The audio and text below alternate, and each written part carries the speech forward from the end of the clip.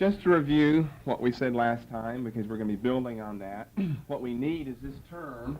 Since we're studying secularism, we began studying it last time. Secularism comes from the Latin word seculum, which is often translated world, which is really a time word, as I said, and it means age. Mundus is the other Latin word. Both of these have an equivalent in Greek. That's often translated world. And it's not exactly a space term, not exactly a geography term, because what it means is the world, the world order and the world system of things. And the Greek means the same. But, to simplify things, we'll call it a space term. It's not exactly right. Now, and so we've seen then we really haven't gotten into secularism. All we have looked at is the origin of the term seculum, so we would know what we're talking about. If you describe something as secular, or that person as secular, or you don't want to get involved in secularism or secular things, well, what are you saying? Well, it's a time word, a this time, a this age word. But in order to understand, you're going to see how we're going to really have to build in this class as well. Secularism, what you first of all have to understand is that which precedes it. They're not the same. Secularization, which we're going to spend a couple of weeks looking at. In order to understand secularism, and I guess we spent a lot of time at the beginning of last week's message looking at this suffix, the ism suffix. You should understand now what an ism does to things.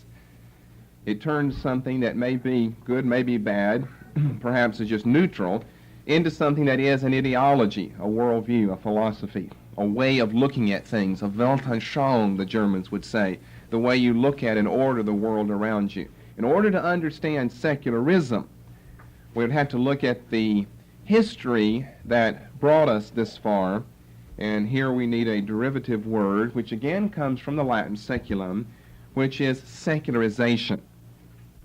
Now, first of all, let's look at what this term meant, secularization, historically. First appears in an important context back in the mid-17th century. And what the term, and I'm going to show you how terms, studying words can be interesting, because you see how terms have evolved from something that may have been good, may not have been, into something that definitely is one or the other. Historically, it simply meant the transfer of church property from ecclesiastical to non-ecclesiastical rule. Okay, that's what the term originally meant, secularization. It simply meant the transferring of church property to non-ecclesiastical rule. Because that non-ecclesiastical rule was often lay people in the body, in the church, it's also called laicization. From laity, you know what laity means. Laicization in the mid-17th century would equal secularization. They were terms that meant the same thing. Now notice, thus far in this term, you're not getting any anti-God feelings, or see, that's not there originally. That evolves over a process of several hundred years. So you get what you think of today whenever people like Jerry Falwell talks about secular humanism. We know he's talking something that's naughty and bad, an anti-God thing. Well, how did he get that? It didn't have that originally. We're going to look at the process, how the terms secularism and secularization have become associated with anti-Bible, anti-Christian, anti-God themes. It was first used in the treaty, or it's sometimes called the Peace of Westphalia in 1648. The Treaty of Westphalia, I have to give you a little of the history for you to understand all of this. The Treaty, or the Peace of Westphalia, in 1648, basically ended the 30 Years' War. It also served to make France, I'll just give you some of the conclusions of the Peace of Westphalia. It served to make France the dominant European nation for the next 2 centuries. It helped to bring a decline to the Holy Roman Empire. You can look this up in your history books and find more of what the Peace of Westphalia was about. I'm just summing up. But immediately it brought an end to the 30 Years' War. It helps to bring an end to the Holy Roman Empire, which is actually realized during the reign of Napoleon Bonaparte, the late 1700s and early 1800s. And then for our purposes now, you say, well, what does that have to do with the term secularization? That's where the term secularization first appears in history. So for our purposes now, what the Treaty of Westphalia did was it made settlements on the ownership of various German lands. What you have here in the 30 Years' War, among other things, is a war between the Protestants and the Roman Catholics. And so the peace or the Treaty of Westphalia made settlements on the ownership of certain German lands. That is, were they to belong to the Protestants or to the Roman Catholics? And moreover, were they to belong to the church or to church authorities or to forces outside of the church? That is, outside of the official ecclesiastical rule of the church. Hence our term laicization and secularization. So really the important thing to remember in what I've just said about the term secularization from its historical origin is just to know what it meant. The process of transferring church property to non-ecclesiastical rule. And I'm just saying the first time that appears is in the Treaty of Westphalia. The first time the word is used is in the Treaty of Westphalia in 1648. And it not only dealt with settlements on the ownership of various German lands of Protestant versus Roman Catholic, but actually the transferring of some of the church's property to non-ecclesiastical rule. You see, people like Martin Luther a century earlier talked about the secular priesthood and things like this, or talked about the mundane church. A lot of people have misinterpreted Luther and what he meant. What did Luther mean when he talked about that? Well, you've got to see that there were certain what they called orders, Roman Catholic orders or even Protestant orders. And most of the orders had something to do with the church. What Luther was after was getting outside of the holy orders of the church and being an influence in the world itself. And that's why I use the term like secular or mundane. He didn't mean it in an anti-God sense. He simply meant it, and get out of the church. Let's don't bottle all of this up in the church with our holy orders and all of our things that we do. Let's get outside of the church and try to have an influence on the world. So the term secular, mundane, of course, appears much earlier, but secularization is something that's different. It is an historical process that we see, first of all, in the Treaty of Westphalia. Now, over the last few centuries, the meaning and the use of the term have altered drastically. It has come to mean not just removal of property from church to non-church rule, but what does that symbolize? Removal of authority, of religious or otherwise authority from the church to that which is outside the church. That's the way I would describe the change over the next few centuries in the use of the term secularization. And we're still not talking about secularism. That is still something else that is rather distinct and different.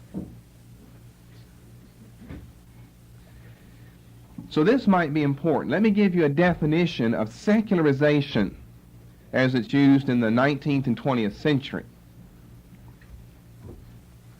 Remembering that in the 17th century, it only concerned who owned church property. Was it the church or was it something outside of the church? That didn't say anything for or against God.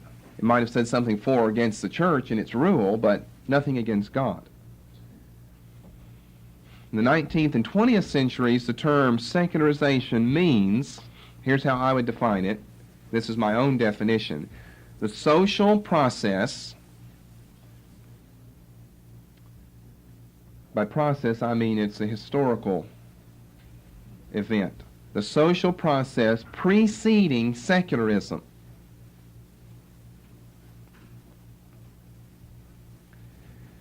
By which the authority and influence of religion, specifically for our purposes Christian religion, but really any form of religion,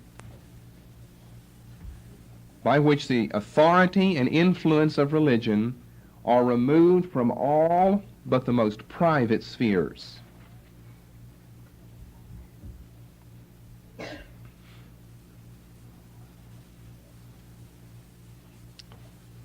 Political, educational, social, economic. That is, removed from those spheres. The social process, or we could say the social historical process, every word's important here, most of them are anyway, preceding secularism. Secularism follows. And then a degree of secularization follows secularism. But secularization also precedes and primarily does that.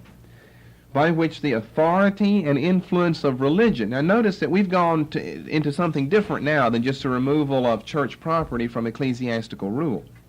By which the authority and influence of religion. Now we've gone to what the removal of property from the church in the 17th century symbolizes in our day and age, the removal of authority from the church. By which the authority and influence of religion are removed from all but the most private spheres. It's removed from political, educational, social, and economic spheres.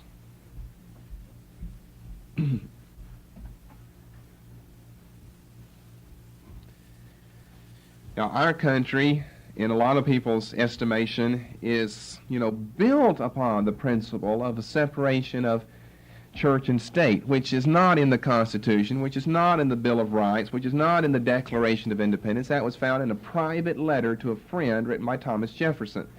But now it's talked about as though that is the American document, the separation of the church and state. That's found in a personal, private letter written by Thomas Jefferson to a friend of his. But regardless of where it is in our country's history, our country, especially in the modern era, the 1950s, 60s, 70s, 80s, is a country filled with people who very much want the authority and influence of religion to be relegated to the private sector. Religion for you in your heart and your home, fine. We don't want manger scenes on the lawns of the state capitol. We don't want any religious nonsense anywhere in the country. We want to keep religion at home, taken out of politics, taken out of education. Education used to be taught from a religious background because the teachers were generally the parsons, the preacher in the area. He was only an intelligent one, and he did the teaching. Well, of course, we're a long way from that now. And to have a preacher do the teaching while the community would laugh and howl and scream over that, we don't want him teaching our kids, brainwashing them with all that religious garbage. Well, that's what parents wanted at one time. Someone that could teach both religion as well as things outside religion, and teach those things outside religion from a religious perspective or point of view. But we are a long way off from that now. The social, the economic realms as well. So that's my definition that would become very important as we go along here, what we mean by secularization. We'll get to our own estimation of the process, how we would evaluate it as we go along. I doubt we'll be that far this morning, though. But it's simply a social historical process preceding secularism by which the authority and influence of religion are removed from all but the most private spheres, removed from political, educational, social, and economic sectors. Often it begins in a very unconscious way, as modern man simply, quote, outgrows, unquote, the church and its teaching. Outgrows the church and its teaching under the influence of modern science and technology. But I'm saying that it starts off not as a philosophy with people saying, like American Civil Liberties Union or something, let's see what we can do to this God of the Christians. Let's try to get rid of all of this nonsense. No one thought, let's try to get rid of anything. It was an unconscious process. Social, historical, unconscious process that resulted whenever modern man simply outgrew, quote unquote, the church and its teaching. Now, anytime you put something in quotation marks, then you mean it in a relative sense. Man can never outgrow the church. If he thinks he has, he's a deceived man. But, of course, most modern men think they have outgrown the need for the authority and influence of religion in their life. But what secularization results in is secularism, which is a specifically anti-Christian philosophy. In other words, not all people who are in favor of secularization are in favor of secularism, because they are two different things. You'll have to hear more of what I say later about secularism, which isn't our point this morning, to really see the similarities and the differences. But I've already said that secularization is the process that precedes secularism. Maybe I can say just this much to keep you with me this morning. Secularization is just that historical process because of technology and science where religion is no longer, quote, needed, unquote, by man. It's just no longer needed by man. He doesn't think consciously, I don't want God, I don't believe the Bible. He may still go to church. He may still believe in God. But less and less does that affect his conscious thinking and his conscious life. What that then leads to, as man begins to less and less think of that consciously, then what that leads to is eventually some people begin to start thinking consciously, and now it's consciously thinking anti-God, anti-Bible, anti-Christ, anti-Christian. And that is what secularism is, a specifically anti-Christian philosophy. The best modern-day example is Madalyn Murray O'Hair. If you've never read her converted son, William Murray's testimony, My Life Without God, it'd be a book well worth reading in this connection as well as in maybe many other connections.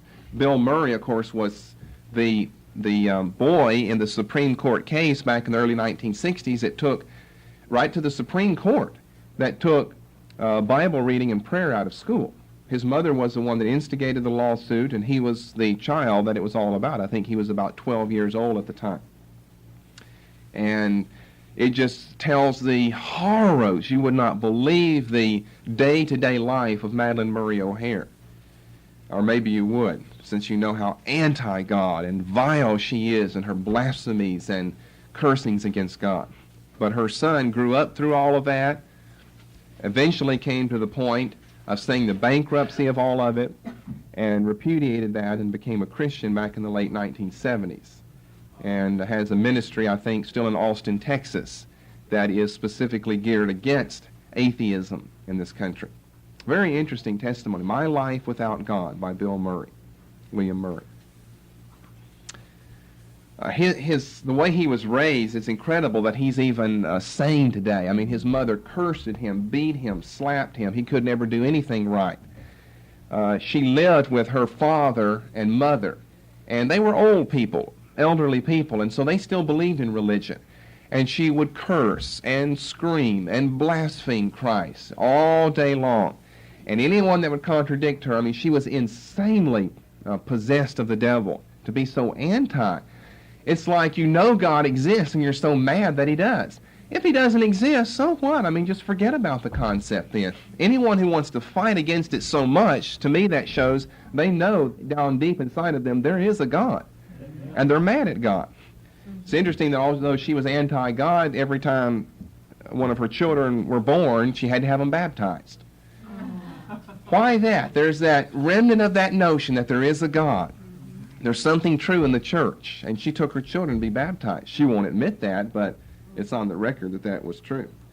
But she hated her own father so much she would scream and blaspheme and curse him, and tried to kill him several times, attacked him with a butcher knife, and almost succeeded in killing him several times. And one time she was so angry, she said, I hate you, and cursed and swore at him and said, I hope you drop dead of a heart attack. That afternoon at a grocery store, he went to buy something, and he felt a pain in his chest, and he fell over dead. That day, died of a heart attack. And you know what her comment was? She said, let's find a garbage heap and throw that old corpse up on top of it. I mean, anybody who would be an atheist, if I was going to be an atheist, I wouldn't follow some fool like that. I mean, you're worse than scum. I'd follow someone else, but I wouldn't be an atheist, so my heart would testify otherwise. And evidently hers does as well. Well, that's what I mean by a specifically anti-Christian philosophy. That is secularism. People hate God, they hate Christianity, they hate all religious notions and ideas, and they want to void them from the public sphere. Leave them for the private sector. Leave God in your heart and your home if you want to, but don't bring it into politics or other areas of life. Now, once secularism becomes dominant or becomes the dominant fixed mindset, then more secularization, which is that process of removing religious authority in the public world, is vocally demanded and rapidly follows. So here's the step that we have. Secularization produces secularism, not for everyone, but for a lot of people, which produces more secularization. All right? One is a historical process. It leads to a firmly entrenched philosophy of anti-God secularism, which then looks around and asks, do we see any more remnants of this Christian nonsense in society, like manger scenes on the lawn of a state capitol? Then that secularism leads to more secularization, the removal of all religious icons, symbols, notions, influence, authority from the public to the private sphere. Now, people, and I'll say a lot more about this as we go along. I think you're going to enjoy this study of secularism. We've got about 10 or 12 messages, I think, in this area.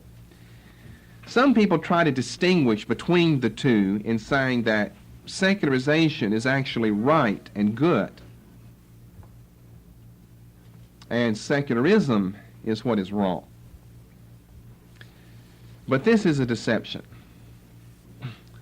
Secularization could be called a neutral process, but neutral quote unquote, because it so clearly leads to and produces secularism. I don't really think that it's a neutral process. And you'll see more of what I mean as we go along.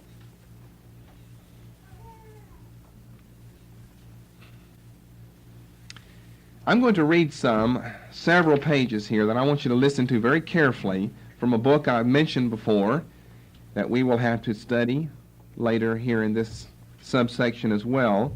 Harvey Cox's The Secular City, published back in the mid-1960s. I don't think anyone in that day and era, and Cox is still known today, was more important or influential than Harvey Cox, professor of divinity at Harvard Divinity School, in getting across the idea that secularization is right and good. We need that. And secularism as a philosophy is not. Now his book, the introduction, page 1, starts off with this, and I'm going to take the time, and I don't generally read this much from a book, so I must feel it's important to read 1, 2, 3, 4 pages. I want to read from the very introduction to Cox's book. He says so much. He says it so well, so clearly. So much of what he writes here, you're going to hear me talk about later on. Some of it will go over your head right now, but then if you hear this tape later on, and you hear what I've read from Cox's Secular City, pages 1 through 4, then you'll remember that you've heard that or seen that earlier. Now, the introduction is entitled The Epic of the Secular City. So just bear with me, if you will, for a few moments and listen to what Cox says, and try to listen carefully. The rise of urban civilization and the collapse of traditional religion are the two main hallmarks of our era and are closely related movements. Urbanization constitutes a massive change in the way men live together and became possible in its contemporary form only with the scientific and technological advances which sprang from the wreckage of religious worldviews. Secularization, an equally epochal movement, marks a change in the way men grasp and understand their life together. And it occurred only when the cosmopolitan confrontations of city living exposed the relativity of the myths and traditions men once thought were unquestionable. The ways men live their common life affects mightily the ways they understand the meaning of that life, and vice versa. He's so right there, that the way you live your life affects the way you understand your life. Not just the reverse, which most people would think, well, the way I understand my life would affect the way I live it. I think the other thing is true, and that's what secularization and technology are all about. That the way we live our life affects mightily the ways we understand the meaning of our life. If the Greeks perceived the cosmos as an immensely expanded polis, and medieval man saw it as the feudal manor enlarged to infinity, we today experience the universe as the city of man. He coins the term technopolis. He's famous, Cox, for using that term technopolis here in this book later on. It is a field of human exploration and endeavor from which the gods have fled. The world has become man's task and man's responsibility. Contemporary man has become the cosmopolitan.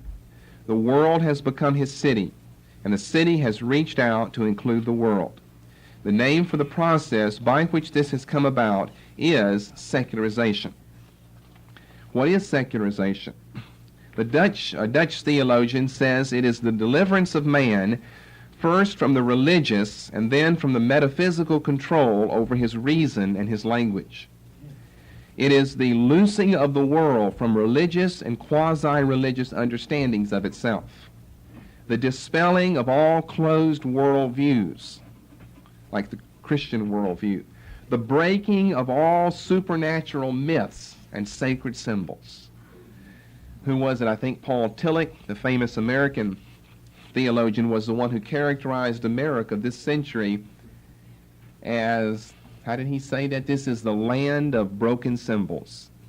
That we've lost our religious symbols now. Nothing has meaning in religion anymore. I think Tillich was the one who said that. America's a land of broken symbols. And so Cox says, the breaking of all supernatural myths and sacred symbols. It represents what another observer has called the defatalization of history. Listen to that. You see, their view is that Christianity teaches a fatalization, that there is a sovereign God who elects some and doesn't elect others, and there's a heaven and hell, and so they see that not as predestination, but as fatalism. So it's the defatalization of history. The discovery by man that he has been left with the world on his hands, that he can no longer blame fortune or the Furies for what he does with it. Secularization is man turning his attention away from worlds beyond and toward this world and this time. That he's got in parenthesis the Latin seculum equals, quote, this present age, end of quote, end of parenthesis. It is what Dietrich Bonhoeffer in 1944 called man's coming of age.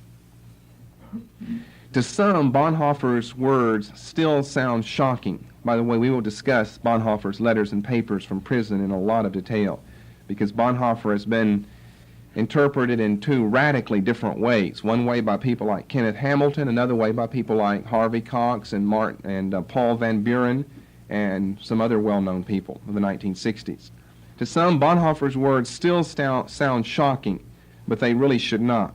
He was merely venturing a tardy theological interpretation of what had already been noticed by poets and novelists, sociologists and philosophers for decades. The era of the secular city is not one of anti-clericalism or feverish anti-religious fanaticism. He was a little early, I think, in saying that. ACLU has proven him to be wrong. The anti-Christian zealot is something of an anachronism today, a fact which explains why Bertrand Russell's books often seem quaint rather than daring, like they were some decades ago. You ever heard of Bertrand Russell, the English philosopher, and his famous book, Why I Am Not a Christian? and why the anti-religious propaganda of the communists sometimes appears intent on dispelling belief in a, quote, God out there, unquote, who has long since been laid to rest. The forces of secularization have no serious interest in persecuting religion. See, I just find it so remarkable how he can be so naive to say these things. He sees secularization as a neutral process. Really good. He thinks it's good, but neutral in the sense it doesn't have anything good or bad to say about religion. But we've seen just the reverse, though. Secularization simply bypasses and undercuts religion and goes on to other things. It has relativized religious worldviews and thus rendered them innocuous. Religion has been privatized. It has been accepted as the peculiar prerogative and point of view of a particular person or group. Secularization has accomplished what fire and chain could not. It has convinced the believer that he could be wrong and persuaded the devotee that there are more important things than dying for the faith, such as living in the world. The gods of traditional religions live on as private fetishes or the patrons of congenial groups, but they play no role whatever in the public life of the secular metropolis. Of course, there are events and movements which momentarily raise questions about whether secularization has really succeeded in unseating the gods of traditional religion. For the continuation of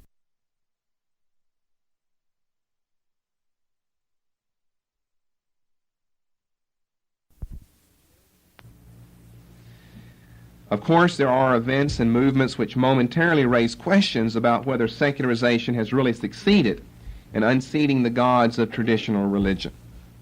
The self-immolation of a Buddhist monk, he's talking about Vietnam, where that was broadcast over television, and all Americans saw what was going on in Vietnam.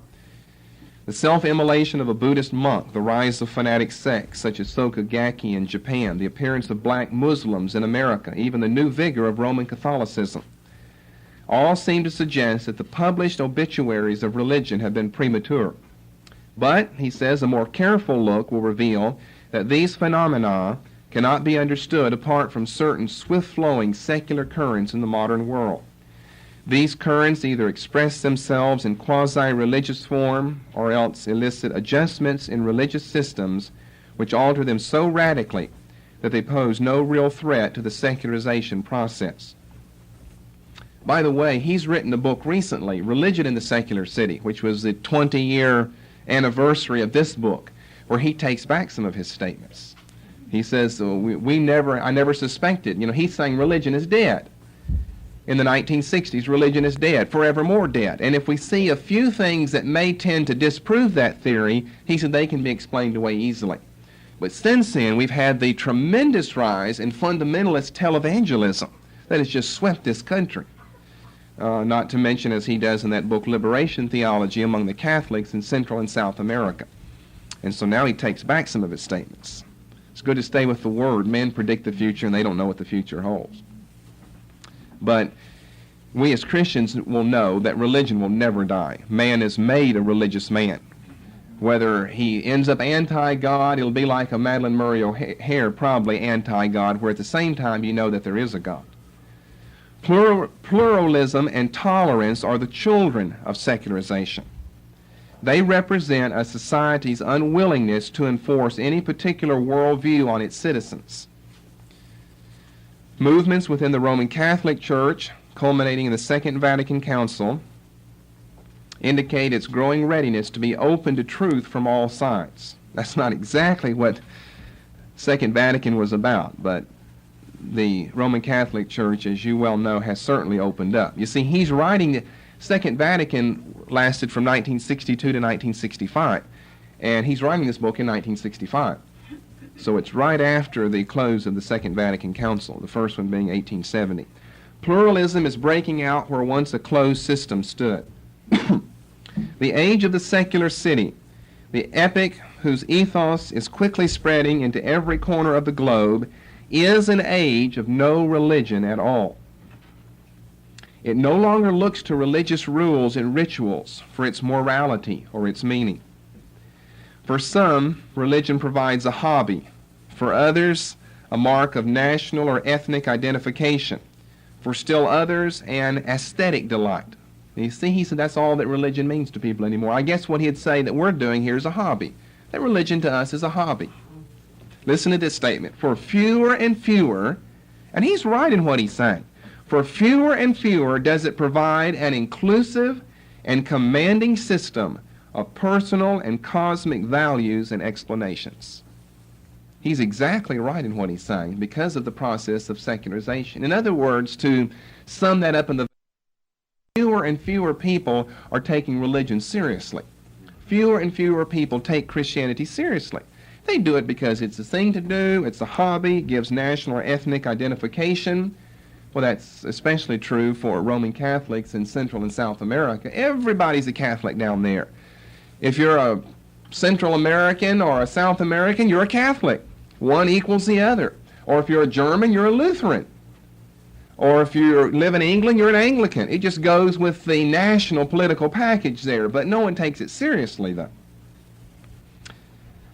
The effort to force secular and political movements of our time to be religious so that we can feel justified in clinging to our religion is, in the end, a losing battle.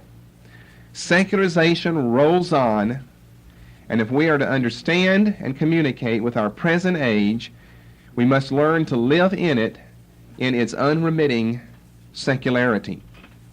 We must learn, as Bonhoeffer said, to speak of God in a secular fashion and find a non-religious interpretation of biblical concepts. It will do no good to cling to our religious and metaphysical versions of Christianity in the hope that one day religion and metaphysics will once again be back. They are disappearing forever, and that means we can now let go and immerse ourselves in the new world of the secular city. Fantastic introduction. One other thing on page 86, he says, way over in the fourth chapter, our tour will also demonstrate an important distinction made in an earlier chapter, the difference between secularization, you see he's right here in this technical paragraph, the difference between secularization as a historical movement and secularism as an ideology. The two should never be confused. Secularization is a liberating process. It dislodges ancient oppressions and overturns stultifying convictions. It turns man's social and cultural life over to him, demanding a constant expenditure of vision and competence. So he says right away and very clearly that secularization is a liberating process. He feels that it's good. It leads man into the technological, scientific, urban age in which we now live. And his argument is because of the advance in all of these areas, religion has less and less meaning for people. Therefore, we're going to have to understand religion in some other way than the traditional way. Belief in gods and demons and angels and supernatural things, because science has disproven all of that. So if we're going to keep religion, we have to keep, the secular city, a secular form of religion that can speak meaningfully to man, as he says, Dietrich Bonhoeffer has said, who has come of age. Bonhoeffer made both that statement, man come of age, as well as this one, a world come of age. And he was writing back in the early 1940s. Okay, that should be enough of an introduction, historically speaking, to the process of secularization. What I want to do next is look at the church and its relation to and influence upon the world. You see, before we can have what we have now, secularization, the removing, now listen carefully here, the removing of all religious authority and influence from the public world out there to the private world, that religious authority and influence had to get into the public world in the first place. And what secularization is all about is the removing of it from that realm and world. And so we would want to look then at the history of the church and its relation to and influence upon the world. And we're going to look at this in three sections here. We're going to look at, first of all, the New Testament. What was the church's relation to and influence upon the world in the New Testament? Then, what happened in the church's period of apostasy, which is 2nd century onward, where the church becomes very much involved in the world? And then C, and I don't think we'll get to C this morning, what has happened in the last 200 years, 18 and 1900s, in taking the church's influence away from the world. So I've already kind of told you what I believe about it, that here it would be no, that the relation to the world is no. Then the church says yes to the world, and then the world says no to the church. But first of all, the church says no to the world. Then the church says yes to the world. Then the world says no to the church. It's an interesting series of events that have taken place. We've studied this in other ways, but you'll see it in I think, a very easy to understand and follow way here. It's like backstabbing that the world has done on the church. The church said yes to the world. The church gave the world all of its poets, all of its musicians, all of its scientists, all of its great discoveries. We've looked at that in this class earlier.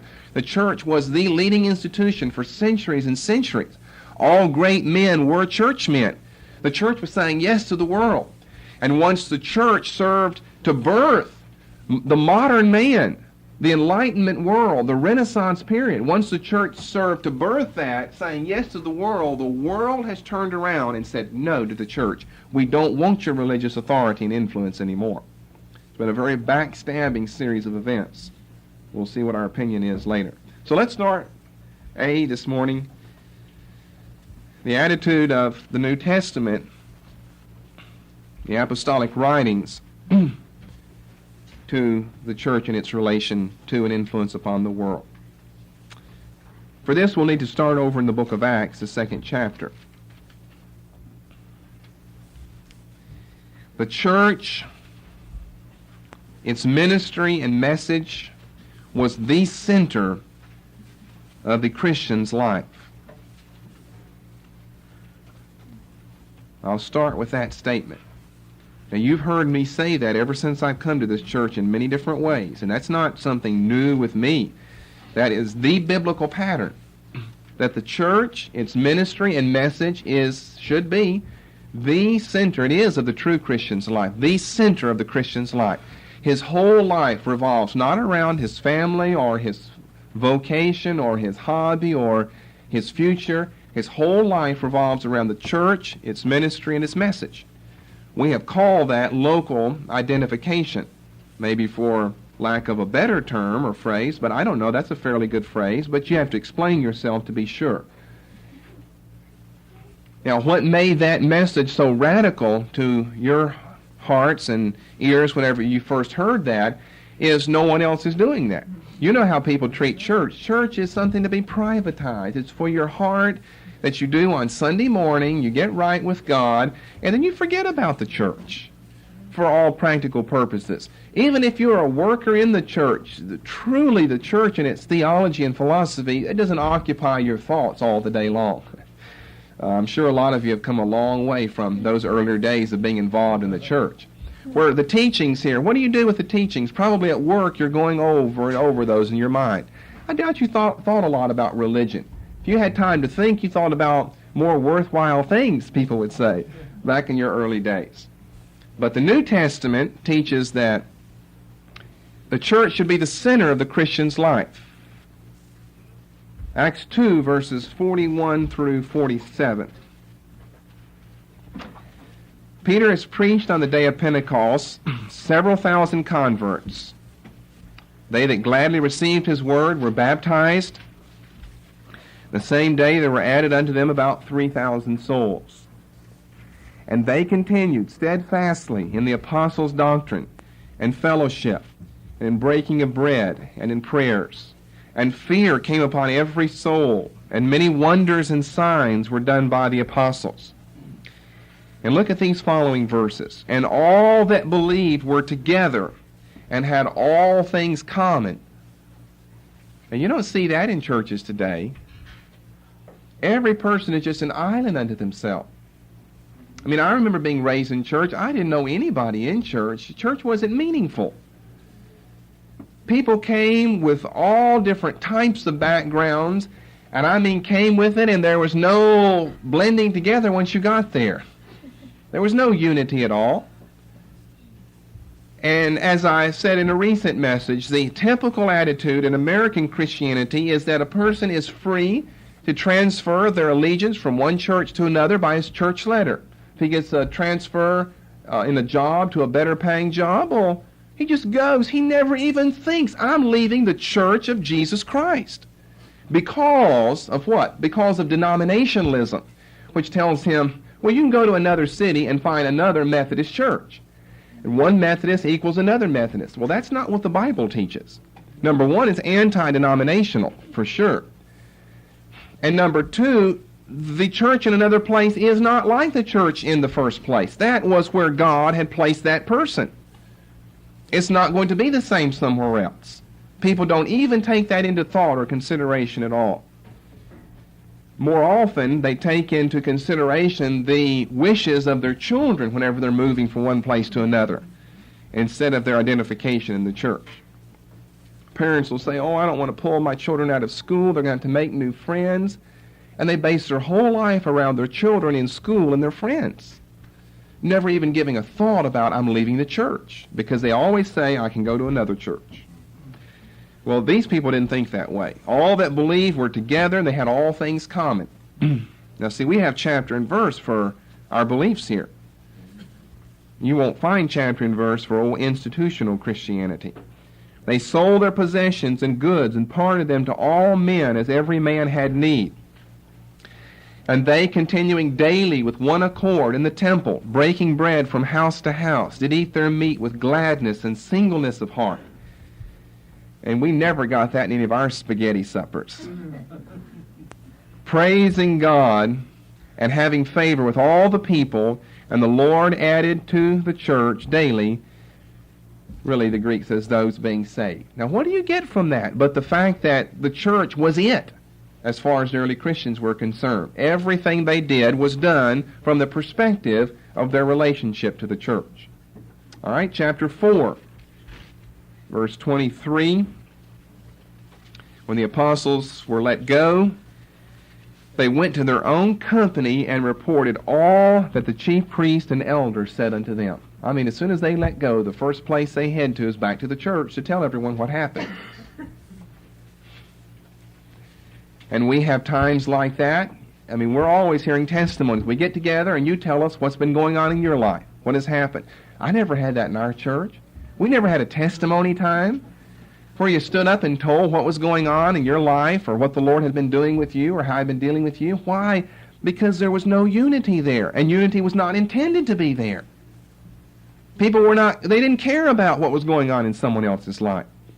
The early church, they cared about it because what happened to one happened to everyone. They were members of the same body. What affects one for good or for evil, Paul says in 1 Corinthians 12, affects the whole body. But my Presbyterian church, we never had that.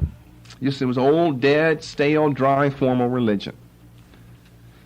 I don't ever remember hearing a testimony except, I'll take that back, except the one that I gave.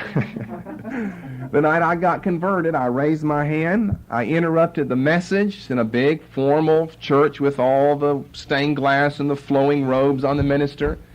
He was preaching. I said, may I say something?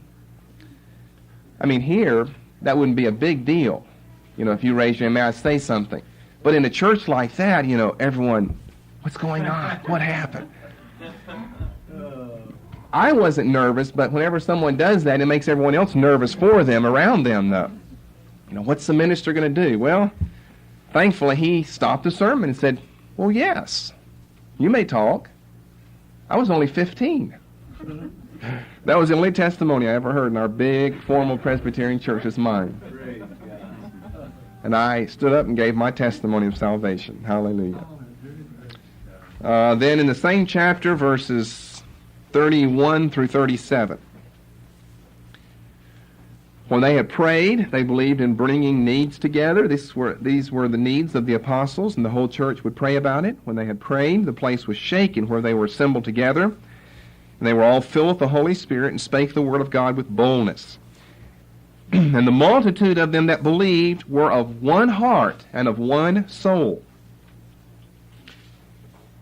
Do you remember back in the very early days of our church how much we emphasize these passages here? I'm sure you're going to remember Acts 2. Just over and over and over and over. And the other brother that was doing some teaching, he would emphasize it as well.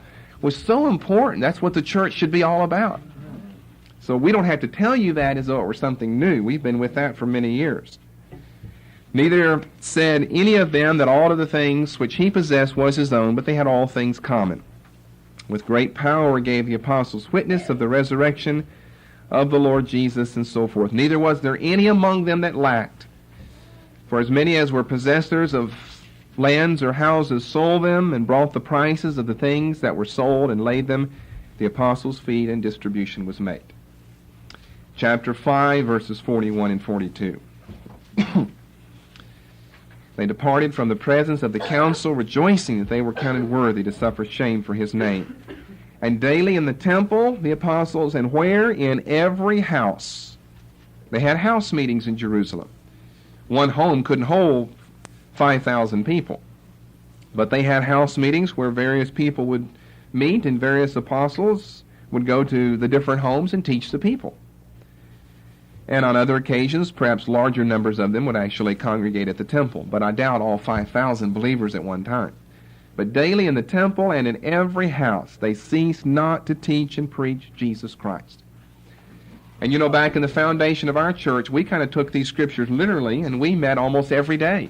Daily, we felt it was important to be renewed and revived and taught and reminded of these things day to day to day to day. We don't do it quite as often now formally, but I think that the spirit of our church has never changed since those days. Because if we're not here, you're with someone else at home or in the body where the church is meeting, as it were, going over these things day to day to day. And what we were coming against was the old once-a-week mentality of institutionalism on Sunday morning. You go to be with God on Sunday morning, and you live with the devil the rest of the week. 1 Timothy 5:9. Just looking at the attitude of the early Christians regarding the church. 1 Timothy 5:9. You certainly don't find this in groups that I'm aware of today, and yet we've got chapter and verse. You're going to have to tell me when and how and explain why this passed away. Let not a widow be taken into the number under 60 years old, 80 years old, having been the wife of one man, and so forth. They had a special place for the elderly widows in their church. You don't find that today. You know, it's government support. It's a giant welfare state today. They took care of the older women above the age of 60, as long as she met these conditions, not divorced and remarried. She had done good works. She had brought up children. She wasn't one of these that believes in, well, we can do better without children. She brought up children. She's lodged strangers. Do you do that as a woman? You better, just in case your husband dies and you're still alive past the age of 60 and you want the church to take care of you. Well, that'd be the wrong reason to do it, but be lodged strangers, you know. Praise God. We've had our share of that, and I'm sure most of you have as well. I remember way back in our early Minnesota days, we had a snowstorm, a blizzard hit, and some made it to church and they couldn't make it home. So the people in the church divided up and took people into their home. If she washed the saints' feet, but of course that's not for the 20th century, that passed away, so she received the afflicted if she has diligently followed every good work. And maybe the text of them all, Hebrews 10:25. Hebrews 10:25. Not forsaking the assembling of ourselves together, as the manner of some is, but exhorting one another daily, and so much the more, as ye see that day approaching.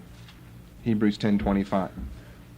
That's the first thing we would say about the New Testament, that the church was the center of the Christian's life. But we're talking about secularization, the church in the world, so we need to go on beyond that. But The early Christians never attempted to make the church the center of the community. It was the center of the Christians' life. It was their life. They weren't involved in the community. But the church never attempted to make itself the center, politically, educationally, socially, economically, of the whole community, which would include the pagans out there as well. Now that's what happens under B here when the church says yes to the world. That the church begins to exert its influence in the world in all areas and all aspects. This is not true in the New Testament period. A few verses here, John 15, verses 18 through 20. Well, I guess we've got the time to read some of these. Now, see if this sounds like the church of the Middle Ages. If the world hates you, well, the world didn't hate the church. It was what dominated the world. So it must mean they compromised somewhere along the line for the world ever to be agreeable to them and them to it. If the world hates you, ye know that it hated me before it hated you. If ye were of the world would love his own. But because you are not of the world, but I have chosen you out of the world, therefore the world hateth you. So there's no way the church could ever have been established as the center, the focal point of the community, which would include pagans as well. If they persecuted me, they will also persecute you. If they've kept my word, they will keep yours also. Did the church dominated the world? In the Middle Ages, that's our B point. We're denying that right now under the New Testament, that they did not dominate the world. They would have nothing to do with the world. John 16:33. John 17:9, I pray for them, I pray not for the world. John 18:36, my kingdom, Jesus told Pilate, is not of this world. If it were, then my servants would fight, so that I wouldn't be delivered. But it's not of the world. Philippians 3:20, Paul said that the Christian's citizenship is in heaven. So in conclusion, we would say that the church was an exclusive club for born-agains only. And its mission was entirely spiritual.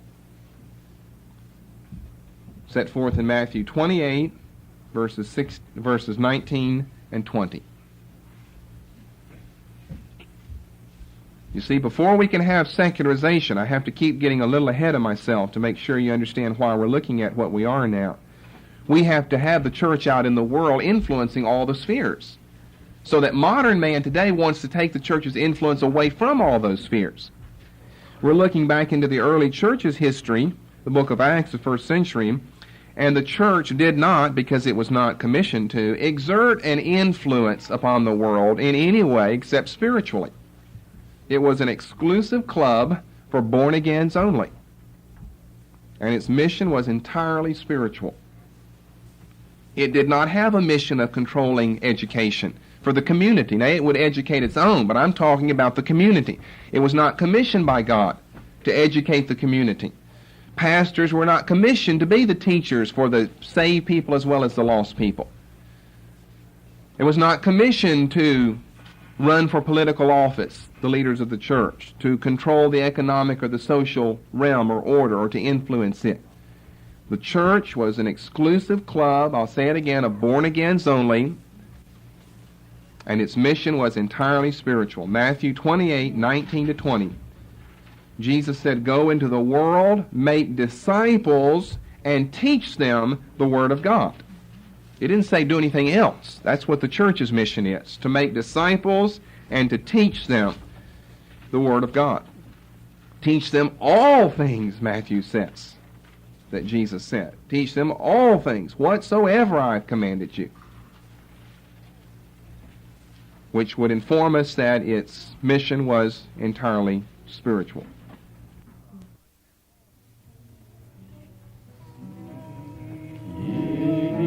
First the kingdom of God.